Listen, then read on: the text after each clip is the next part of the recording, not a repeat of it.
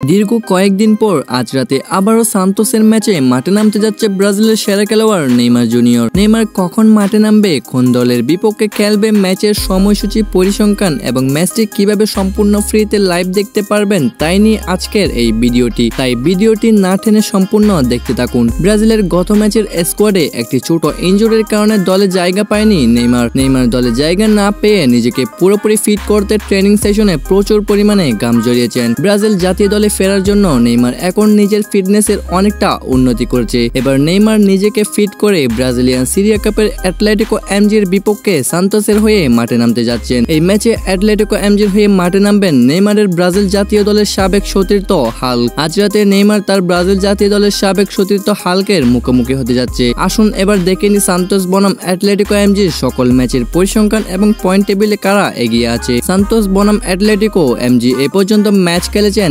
31টি। এর মধ্যে Atletico MG জয় পেয়েছে 13টি ও 6টি ম্যাচ ড্র হয়েছে এবং অপরদিকে সান্তোস জয় পেয়েছে 12টি। এছাড়া শেষ 5 ম্যাচের পরিসংখ্যানে দেখা যায় সান্তোস জয় পেয়েছে 1টি ও 2টি ম্যাচ ড্র হয়েছে এবং অ্যাটলেটিকো এমজি জয় পেয়েছে 2টি। এই নিয়ে ব্রাজিলিয়ান কাপের পয়েন্ট টেবিলে অ্যাটলেটিকো এমজি রয়েছে 14 নম্বরে এবং সান্তোস রয়েছে 16 নম্বরে। সান্তোস বনাম অ্যাটলেটিকো এমজির এই ম্যাচটি অনুষ্ঠিত হবে 15 সেপ্টেম্বর অর্থাৎ আজ রাত 1টায়। সান্তোস বনাম অ্যাটলেটিকো এমজির এই ম্যাচটি আপনারা স্ক্রিনে দেওয়া অ্যাপসের মাধ্যমে সম্পূর্ণ ফ্রিতে লাইভ দেখতে পারবেন। তো বন্ধুরা, আপনাদের কাছে কি মনে হয় এই ম্যাচে নেইমার কত গোল করবে এবং সান্তোস কি এই ম্যাচে জিততে পারবে তা কমেন্টের মাধ্যমে জানিয়ে দিন। আর আপনি যদি নেইমারের ফ্যান হয়ে থাকেন তাহলে আমাদের চ্যানেলটিকে এক্ষুনি সাবস্ক্রাইব করে রাখুন।